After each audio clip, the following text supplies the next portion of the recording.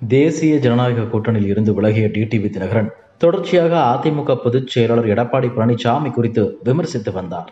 இந்த நிலையில் டிடிவி தினகரனுடன் பாஜக முன்னாள் தலைவர் அண்ணாமலை சந்தித்து பேசியது பரபரப்பை ஏற்படுத்தியது. இதனையடுத்து டிடிவி தினகரன் மீண்டும் கூட்டணியில் இணைவாரா என்று எதிர்பார்க்கப்பட்டது.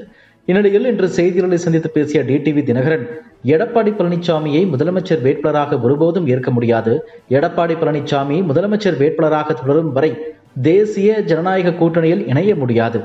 கூட்டணியில் இருந்து வெளியேறிய போது அவசரப்பட வேண்டாம் என்று தொலைபேசியில் அண்ணாமலை தொடர்ந்து வலியுறுத்தி வந்தார். அதையேதான் ஞாயிற்றுக்கிழமை சந்திப்பிலும் கூறினார் என்று தெரிவித்தார்.